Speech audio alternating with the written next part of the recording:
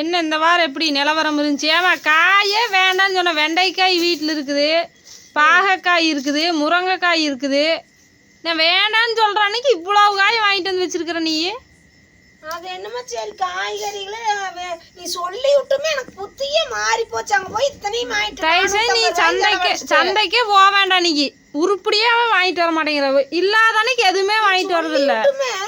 நான் ஞாபகமே இல்லாத 450 ரூபாய்க்கு காய்கறிகளே அது இதையுமே வாங்கி நீ சொல்லி விட்டா போகும்போது வெங்காயம் தலையில இருக்கிறது கழட்டு. எதுக்கு கட்டிகிட்டே இருக்கிற? அதை வேற கேட்குறாங்க, எதுக்கு கட்டிகிட்டே இருக்குது அந்த அம்மா அப்படின்னு. இது குளிர் அடிக்குது பயங்கரமா. அங்கே இப்போ சந்தையிலேருந்து வந்து கொசுமலையில் வந்து இல்லை நான் வேண்டாம். காய்கறி இருக்குது, அது வெண்டைக்காய். அந்த வெண்டைக்காய் அப்படியே கிடக்கு. வெண்டைக்காய் இருக்குது, பாகக்காய் இருக்குது, முருங்கைக்காய் இருக்குது.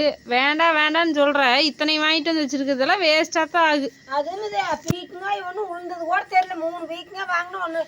ஒன்று இங்கே வந்து எடுத்து பார்க்குறோம். அடாடா என்னடா ஒன்றுக்கான்னு ஒன்று உள்காட்டிட்டு வந்துட்டு.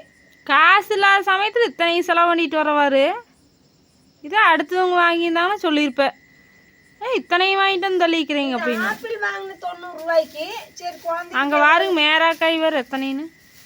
மேராக்காயை நம்ம வாங்கினதே நீ ரொம்ப நாள் ஆச்சுல்ல. சரி 3 மேராக்காய் 20 ரூபா. அது சின்ன மேராக்காய் இதே.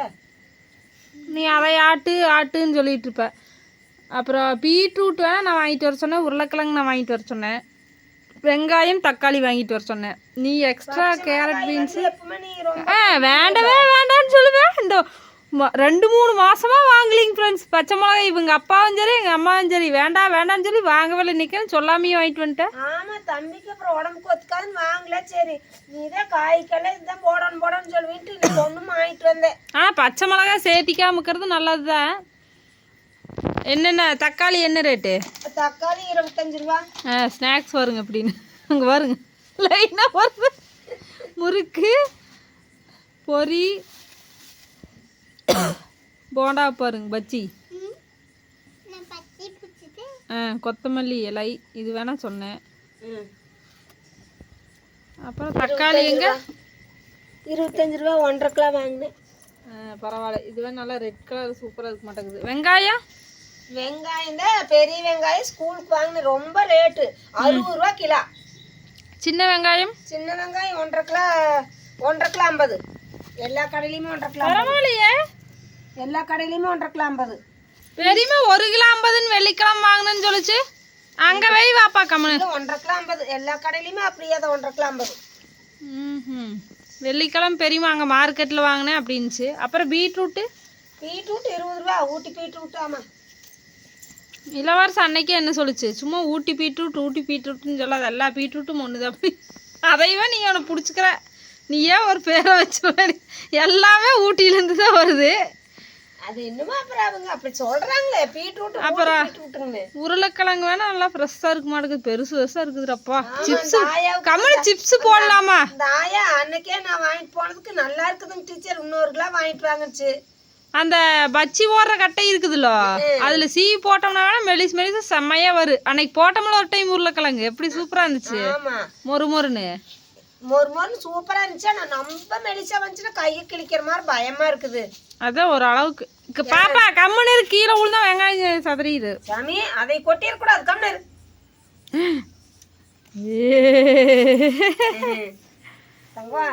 அப்புறம் என்னென்ன வாங்கியிருக்கிற? மேராக்காய் சொல்லிட்ட, கேரட் பீன்ஸு ஸ்கூலுக்கு, இஞ்சி வேணா இருக்குது வீட்லேயே இருக்குது. இவ்வளோதான். இதே 450 ரூபா. எப்படிமா கொண்டு போகிறதெல்லாம் தள்ளுவாப்பா. கொண்டு போகிறது எல்லா காசையும் கச்சிதமாக செலவு பண்ணிட்டு வந்துடுறேன். எப்பவுமே ஒரு 10 ரூபா கொண்டு வருவேன். இன்னைக்கு 1 ரூபா கூட மணி பரிசுக்கு போடாம வந்துட்டுமே அப்படின்னு ஒரு அங்கலாப்பா இருக்குது. 1 ரூபா கொண்டு வந்தா இதுக்கு போட்டு. அந்த மழை இழந்த காயெல்லாம் இல்லையா? அதெல்லாம் வாங்கிட்டு வந்துருக்கலாம்ல. அந்த காயில எதுவும் இல்லை. பேரிக்காய் இருக்குது. அப்புறம் வேணும்னு சொன்னா வாங்கிக்கலாம்ல பேரிக்காய். வேண்டாம். அப்புறம் குழந்தைங்களுக்கு ஆஸ்பத்திரி இதே 90 ரூபா. இது ஒரு நாளே குட்டி. அது குட்டியே கிடக்க மாட்டேங்குது. அது குட்டி நான் சொத்தையே நான் போட்டிருந்தேன். இது எப்படி ஒன்று சொத்தை வந்துன்னு எனக்கே தெரியல. சொத்தையை எடுத்து போட்டிருக்கிறாங்க. அந்த ஆளை எடுத்துருப்பா. அப்படி கம்மியா இருக்குது இடையின்ட்டு சொத்தையை எடுத்து போட்டிருப்பா அப்படி. ஐயோ என்ன அநியாயமா இருக்குதுடா சாமி. ஆனால் பாருங்க, பார்த்தோன்னே தலை தலைன்னு அப்படியே ஃப்ரெஷ்ஷாக இருக்குது. என்னென்னு பார்த்தீங்கன்னா கீரை வீட்டில் இருக்குது. அப்புறம் அதெல்லாம் அந்த காயெல்லாம் தீர்ந்ததுக்கப்புறம் வாங்கிக்கலாம்னு நினச்சேன். ஒரு வாரம் எப்படியே கண்டினியூவாக செஞ்சுக்கலாம் இருக்குது காய்கறின்னு நினச்சேன். மீதி கொண்டு வந்துருந்தோம்னா கூட ஏதோ அடுத்த வாரத்துக்கு அது கூட ஒரு 200 போட்டு சமாளிச்சிருக்கலாங்க. 450 முடிச்சுட்டு வந்துட்டுங்க நண்பர். காசு இருந்தோடனே எப்படி பச்சை பச்சையே காய்கறி இருந்தோடனே எல்லாம் அள்ளி போட்டு வந்துட்டியா? ஆமாம். பீர்க்கங்காய் இப்போ தானே செஞ்சோம்? எப்போ போன வாரமா? போன வாரம் செஞ்சு அது 3 காய் 20 ரூபாய்ங்காட்டி பரவாயில்லைன்ட்டு எடுத்தேன். ஒரு காய் எப்படி உழுந்துச்சு எனக்கே தெரியல. கூடையிலேருந்து கீழே அந்த வண்டி கவரில் சைடில் சொருக்கி விட்டுதுன்னு அப்படியே நின்றுருக்கு. அப்படியே நின்றுருக்கு. அதுக்கு கொஞ்சம் பை பெருசாக கொண்டு போயிருக்கோம். குட்டி பை எடுத்துட்டு போய் 10ல். ஃப்ரெண்ட்ஸ், உங்கள் ஊர்லலாம் காய்கறி நிலவரம் எப்படின்னு சொல்லி சொல்லுங்கள். புளிப்பு சக்கரை போட்டில் இருடா நாங்கள் சொல்லுவாங்க. என்னை அவ்வளோ வாங்கிட்டு வந்தாராங்க உங்களுக்கு சமைச்சு சாப்பிட்றதுக்கு என்ன அப்படிம்பீங்க. ஆனால் வீட்டில் இருக்கிறதுனால நான் சொல்கிறேன். ஏன்னா இருக்க வாங்கினோம்னா அதெல்லாம் பெண்டிங் ஆயிரு, அப்புறம் பழசாயிரு. அதனால செஞ்சுட்டு ஃப்ரெஷ்ஷாக வாங்கிட்டா கூட பரவாயில்லன்னு பார்த்தேன். சரி விடுங்க, 2 காய்கறியே செய்யலாம். ஒரு நாளைக்கு 2 பொரியலாக செய்ய வேண்டியது. காய்கறி இந்த முருங்காய் அந்த உள்ள இருக்கிறதெல்லாம் இப்போ ஃபஸ்ட்டு தீர்த்துடலாம். அப்புறம் இந்த ஃப்ரெஷ்ஷான காயாச்சும் செஞ்சுக்கலாம். இடையில இது பெரியம்மா வீட்டுக்கு போனால் கொண்டு போவேன். அப்படியும் நிறைய டைம் பண்ணுவேன். காய்கறி அதிகமாக இருந்துச்சு நாங்கள் போகும்போது கொண்டு போய் பெரியம்மாளுக்கு கொடுத்துருவேன். அவங்க சமைப்பாங்க. அதிகமாக இருக்கிறதுக்கெல்லாம் எங்கள் வீட்டில் வாய்ப்பே இல்லை. வீட்டில் விளையிறனால இருக்குதுன்னு வைங்களேன். அந்த வெண்டைக்காயும் வீட்டில் வரிச்சது, முருங்கைக்காயும் வீட்டில் வரிச்சது, கீரையும் இருக்குது. இதெல்லாம் வீட்டில் விளைஞ்சதுனால நாங்கள் அப்படி சொல்கிறோம். மற்றபடி இடையில கடையிலலாம் வாங்கவே மாட்டோம். இந்த சந்தையில் வாங்குறதோட சரி, இடையிலலாம் வாங்குறதே இல்லைங்க ஃப்ரெண்ட்ஸ். வாங்க ரொம்பவுமே ரேட் ஆச்சுங்க. அப்புறம் ஏன் இப்படி எளிமையாக இருக்கிற அப்படிங்கிறாங்க.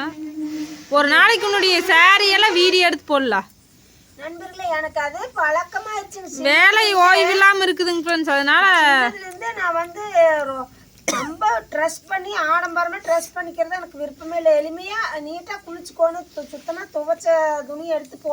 அதுவும் இல்லாமல் வேலை அதிகமாக இருக்குங்க. அங்கேருந்து வந்தாலே மறுபடியும் ஆடு மாடு மடி காலையில் ஆடு மாடு மேய்க்கிற இடத்துல புதுசு கட்டிட்டு போனாங்கன்னா பூரா கூடு முள்ளு பாருங்க, ஏகப்பட்ட முள்ளு சேரையில இருக்கு. அப்புறம் அங்க களிமண் இதெல்லாம் இந்த மாதிரி நம்ம டயர்டா இருக்குன்னு உட்கார்ந்தோம்னா அன்னைக்கு பாருங்க சேரெல்லாம் ஆயிப்போச்சு. அது மழை காலத்துலலாம் சமாளிக்க முடியாதுங்க ஃப்ரெண்ட்ஸ். காட்டுக்குள்ளலாம் போய் சேரு சகதியமாகதான் இருக்குங்க. அந்த கவுரு எப்படி தெரியுது? கயிறு பக்கத்துல இருக்கிற கயிறு கேமரால வேற மாதிரி தெரியுது. பயமா இருக்குது. அதனால நான் வந்து சாரி நிறைய இருக்குதுங்க. மேட்ச் சாரி எல்லாம் நிறைய எடுத்து வச்சிருக்குது. எங்க பாப்பா எடுத்துட்டு வந்து ஜாக்கெட் டெசன் கணக்குல எடுத்துட்டு வந்து அது இன்னும் பிளவுஸ் கூட தைக்காம கூட கிடக்குது. அதான் ஒரு நாளைக்கு வீடியோ போடணும் சாரி கலெக்ஷன். நல்லா தைக்கிற நல்லா கரெக்டா தைக்கிற மாதிரி பிளவுஸ் கொடுத்தாலும் அது ஏதோ ஒரு பக்கம் இங்க கொஞ்சம் தூக்கிட்டு இருக்கிற மாதிரி அப்படி இப்படி லூஸாவே தைச்சு கொடுத்துட்றாங்க.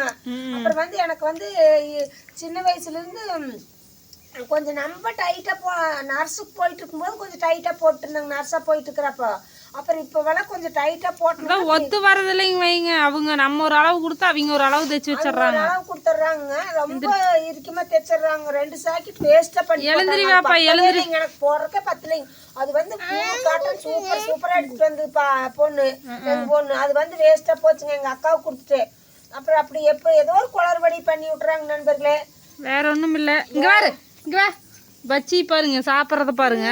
அந்த வாழைக்காய் அப்படியே வச்சுட்டு அந்த ஓரத்தில் இருக்கிறத மட்டும் வச்சு சாப்பிட்டுக்கிறது. அது ஒவ்வொருத்தருக்கும் ஒவ்வொன்று ஃபேவரட்டாக இருக்கும். ஒவ்வொருத்தர் வந்து சூப்பராக நீட்டாக ட்ரெஸ் பண்ணிக்குவாங்க. எங்கே போனாலும் நல்லா இந்த துணிமணிகள் மேலே ஒரு ஈடுபாடாக இருப்பாங்க. எனக்கு எது மேலேயும் ஈடுபாடு இல்லைங்க. எனக்கு வந்து உழைக்கிறக்கே நேரம் பத்த மாட்டேங்குது எனக்கு. அதுக்கே எனக்கு டைமு பத்தவே மாட்டேங்குதுங்க. எனக்கு காலையிலேருந்து பொழுது கிளம்பி பொழுது போக வரைக்கும் அவ்வளோ ஒர்க்குங்க நண்பர்களே. எனக்கு என்ன நான் பிறந்த நேரமா என்னன்னே தெரிய மாட்டேங்குதுங்க. ஓய்வு ஒழிச்சலே கிடையாது. ஓய்வு எடுக்கலான்னு பார்த்தா கூட எடுக்க முடியறது இல்லைங்க. அந்த அன்னைக்கு இதோட முக்கியமான வேலை கொடுத்துட்றாங்க. இப்போ ஒரு வேலையை முடிச்சுட்டு வந்துட்டு இருக்கிறப்போ ரிலாக்ஸாக வந்துட்டு இருக்கிறப்ப இன்னொரு வேலை வந்து ஃபோனில் வந்து இப்போ வந்துருக்குதுங்க. ஏகப்பட்ட வேலைங்க நண்பர்களே. அது என்னாலையும் என்ன சொல்கிறதுன்னு புரிய மாட்டேங்குதுங்க. அப்படி ஒரு நின்று சாப்பிட்றக்கு உட்காந்தாம நிம்மதியாக சாப்பிட்றக்கு ஒரு டைம் கிடையாது. எதுன்னு என்ன சொல்கிறேன்னே புரிய மாட்டேங்குதுங்க. எனக்கு அந்த அளவுக்கு ஓடி உழைச்சிட்டு இருக்கேனுங்க. நான் என்ன பண்ணுறதுன்னு தெரிய மாட்டேங்குதுங்க நண்பர். எப்போ நான் ரெஸ்ட் எடுப்பேன்னு தெரியல. ரொம்ப 3/4 வயசும் ஆகி போச்சுங்க எனக்கு. ஓகேங்க ஃப்ரெண்ட்ஸ், இப்போ வந்து எங்கள் ஊரில் மழை தூறல். அடுத்தது என்னென்னா நம்ம டீ வச்சு குடிக்க போகிறோம். ஆமாங்க நண்பர்களே. குடிச்சிட்டு என்னுடைய ஃபேவரட் பொருள்னு சொன்னோம்னா அந்த காங்காயத்துலேருந்து அந்த சாணியம்மா வாங்கிட்டு வந்த ஞாபகமாகவே வருது இல்லை எனக்கு. அவங்க தான் அப்படி உங்களுடைய ஃபேவரட் பொரி வாங்கிட்டு வந்துக்கணும்னு சொன்னோன்னா எனக்கு அப்படி ஒரு சிரிப்பு, சந்தோஷத்துல அப்படி சிரிக்கிறேன் நான். மறக்காம வாங்கிட்டு வந்து கொடுத்தாங்க. மறக்காம வாங்கிட்டு வந்து கொடுத்துருக்குறாங்க பாருங்க. நான் கூட மறந்துடுவேனுங்க. அவங்க பாரு எவ்வளவு மைனூட்டா கவனிச்சு வாங்கிட்டு வந்து கொடுத்துருக்குறாங்க பாருங்க. ஓகேங்க ஃப்ரெண்ட்ஸ், இப்போ விசில் வந்துச்சு. சாப்பாடு இப்போ கொஞ்சம் பிளாக் டீ வச்சு அந்த ஃபேவரட் பொரி சாப்பிட்டு இப்போ நான். ஓகேங்க, டீ குடிக்க போகிறோம். அடுத்த வீடியோவில் பார்க்கலாம். பாய். கொஞ்சம் மனசுக்கு வருத்தப்பட வேண்டாங்க நண்பர்களே. ஆனால் நீங்கள் வந்து சொன்னதெல்லாம் எனக்கு ரொம்ப பிடிச்சி. பாவம் அம்மா, நீட்டாக இருங்கம்மா, நீட்டாக எல்லாருமே ட்ரெஸ் தான் வந்து ஒரு மனிதனவே அழகூட்டி காட்டுறதே ஒரு ட்ரெஸ்ஸு தான். ட்ரெஸ் வந்து நீட்டாக போட்டு அழகாக டிசிப்ளினாக இருக்குங்க, நல்லா இருக்குது. நான் இல்லைன்னு சொல்ல வரல. ஆனால் எனக்கு இருக்கிற அவதியிலே ஏதோ ஒன்று கை கிடச்சதை எடுத்து உடுத்திட்டு போயிருந்தானுங்க. அந்த மாதிரி ஒரு டைப்புங்க நான். என் டைப்பு புரிஞ்சுக்குங்க நீங்கள். எங்கள் பொண்ணை வந்து தவற சொல்ல வேணாங்க. அது வந்து நீட்டாக அந்த பட்டு சாரி கட்டல, நோம்புக்கு எடுத்து கொடுத்தேன், அந்த பட்டு சாரி ஏன் கட்டாது இருக்கிற, அது இன்னும் ப்ளவுஸ் கூட தைக்கலையா அப்படின்னு என்னை பலமுறை திட்டியாச்சுங்க நீங்க. ஓகேங்க ஃப்ரெண்ட்ஸ், முன்னாடி இது சப்ஸ்கிரைபருக்கெல்லாம் தெரிஞ்சிருக்கு, இப்போ புதுசாக வந்தவங்களுக்கு தெரியல, அதனால கேட்குறீங்க. ஓகே, பரவாயில்ல, அக்கறையில் கேட்குறீங்க, ஒன்றும் தப்பு இல்லை. ஏன்னா நீட்டாக இருங்கம்மா, நீங்கள் ஒரு பேபி ஸ்கூல் டீச்சராக போகிறீங்க, ஒரு நீட்டாக நல்லா இருங்க, டிப் டாப்பாக இருங்கன்னு சொல்கிறீங்க. ஏன் அப்படித்தான் இந்த காலத்தில் எல்லாருமே இருக்கிறாங்க, அதனால சொல்கிறீங்க. அவங்களுக்கு ஆனால் எங்கள் அம்மா மாதிரி எல்லாருமே ஆடு மேய்க்கிற வேலை, இந்த மாதிரி காட்டு வேலைக்கு போகிறது அந்த மாதிரிலாம் இருக்க மாட்டாங்களா, ரிச்சாக இருப்பாங்க. அதனால அவங்க நீட்டாக டீசெண்டாக வந்துட்டு போயிட்டு வீட்டில் சாப்பாடு செஞ்சு சாப்பிட்டு இருக்கிற மாதிரி இருப்பாங்க. கொஞ்சம் பாடுபட முடியற வயசுலயே கொஞ்சம் பாடுபட்டுக்கோங்க. அதுவும் இல்லாத இந்த எக்ஸ்ட்ரா ஒர்க்கெல்லாம் இந்த எங்க அக்கா பண்ண வேலைங்க. இந்த ஆடு நான் வேண்டவே வேண்டாம்னு சொன்னுங்க. எங்க பாப்பா மாமனார் பண்ணதுங்க. ஏன்னு சும்மா கொடுக்கறது வேண்டாங்கிறீங்க அப்படின்னு முடிச்சுட்டு வந்துட்டுங்க. இப்ப நான் படுற அவஸ்தைங்க நண்பர்களே, விற்கிறனால எனக்கு அவங்க வந்து மேய்ச்சி தந்தாங்கங்க. ஒரு வருஷம் மேய்ச்சி கொடுத்தாங்க, அப்புறம் எங்க தலையிலேயே கட்டிட்டாங்க. அப்புறம் எங்க அம்மாவே மேய்ச்சி. சில பேர் சொன்னாங்க விற்கிறது சுலபம், வாங்குறது கஷ்டம். நான் விற்கிறது சுலபம். அந்த அம்மா தான் சொன்னாங்க, பொறி வாங்கிட்டு வந்த அம்மா தான் சொன்னாங்க. அவங்க எவ்வளவு அன்பா அதுதான் எனக்கு பிடிச்சிருக்குது அந்த கமெண்ட்லயே. அழகா சொல்றீங்க. கொஞ்சம் அப்படியே சைடு வேலை மாதிரி தானுங்க. அதை வந்து பார்த்து பராமரிக்கிறதுக்கு கொஞ்சம் அது எங்களுக்கு காடு எங்களுக்கு சொந்தமா இருந்தா பிரச்சனை இல்லைங்க ஃப்ரெண்ட்ஸ். அடுத்தவங்க ஆட்டுக்குள்ள போதுன்னு தொல்லையாவே இருக்கு. அதுக்குள்ளேயே மேய்க்க முடியாது சாமி. அதுக்குள்ளேயே வந்து அது நாம எங்கேயோ ஒரு பக்கம் பள்ளத்துல மேய்க்கிறதுக்கு பிரச்சனைங்க. தண்ணி வந்து விட்டுட்டாங்க, தண்ணி நிக்குது. மழை தண்ணி ஒரு பக்கம், அந்த விவசாயத்துக்கு ஒரு பக்கம் தண்ணி விட்டு கொஞ்சம் காஞ்சிருச்சு. இப்ப கொஞ்சம் பகுதி நேரம் காஞ்சிருக்குதுங்க. ஆனா போய் அங்க உட்காந்து கொஞ்சம் தூரமா இருக்குதுங்க, 1 கிலோமீட்டருக்கு மேல வருங்க. அப்புறம் இன்னொன்னு பாத்தீங்கன்னா அந்த பள்ள தொட்டியுமே சுத்தியுமே காடு. இந்த ஒரு தோட்டம், அந்த ஒரு தோட்டம், அந்த ஒரு தோட்டம். இந்த ஏரிக்கு பக்கத்துல இருக்கிறவங்க எல்லாம் வந்துங்க கவர்மெண்ட் சர்க்கார் ஏரியில கூட மேய்க்கூடாது வந்து அவதூறா பேசுறாங்க நண்பர்களே. நீங்க வீடியோலயே பாத்துருப்பீங்க, ஏரி எவ்வளவு அகலமா பெருசா தான் இருக்கும். ஆனா வந்து அவங்க அந்த எப்படி சொல்றது, பள்ளத்துல இருக்கிற மண்ணெல்லாம் எடுத்து போட்டு அவங்க ஏரி பண்ணிக்கிறாங்க அவங்க தோட்டத்துக்கு. அந்த ஏரி கிட்ட கூட வரக்கூடாது. வண்டில அந்த ஏரி அது வந்து சர்க்கார் ஏரி. சர்க்கார்ல தான் ஒரு டைம் வந்து ஆனா ஏரி குட்ட வேலைக்காரல ஏரியில போய் வேலை செய்யறாங்கன்னா சர்க்கார் நிலமுங்கிறதுனால தான் வேலை செய்யறாங்க. ஆனா இப்போ அதுலயும் மேய்க்க வேண்டாம். எந்திரி பாப்பா. புல்லு பாத்தீங்கன்னா பயங்கரமா இந்த ஏரியில இருக்குங்க. நாங்க அது எல்லாமே இல்ல கடிக்க கொஞ்சம் சிரமமா இருக்குதுங்க. நான் வந்து மனச்சாட்சிக்கு பயந்து ஒருத்தர் வந்து கஷ்டப்பட்டு பாடுபட்டு வெள்ளாம பண்ண அதுல விட்டு மேய்ச்சி நம்ம வாழ்றது வந்து அது நிலைக்காதுங்க. அந்த மாதிரி ஒரு கேட்டகரி நான் என்னைக்குமே கிடையாதுங்க. ஆனா எப்போது பார்த்தாலும் அந்த ஏரிக்கிட்ட போனாலே ஏரி மேல விடாதீங்க, இந்த வந்து வெள்ளாமையில போகுதுங்க அப்படின்னு அது ஒரு வீடியோல தான் நான் போட்டிருப்பேன். மருந்தடிச்சு எல்லாம் காய வச்சிருப்பாங்க வேணுன்னு. அந்த ஏரியில இருக்கிற புல்ல பூரா, ஏரியில வழியே இருக்கிற புல்ல பூரா மருந்தடிச்சு நண்பர்களே பண்றாங்க. நான் வீடியோ கூட போட்டிருப்பேன். சரிங்க ஃப்ரெண்ட்ஸ், நான் வந்து அடுப்புல டீ வச்சிருக்கிறேன், அது சுண்டி சொல்றதுக்கு மன்னிச்சுக்குங்க. நான் இதெல்லாம் சொல்லக்கூடாது, ஏன்னா அவங்களுக்கும் பாக்குறதுக்கு கஷ்டமா இருக்கு. சரி வாங்க நண்பர்களே, அனைவருக்கும் இனிய இரவு வணக்கம். எனக்கு வந்து நான் ஃபேவரட் பொரியும் டீயும் சாப்பிட்டுக்கிறேன். வாங்க நீங்களும் வாங்க சாப்பிடல. வணக்கம்.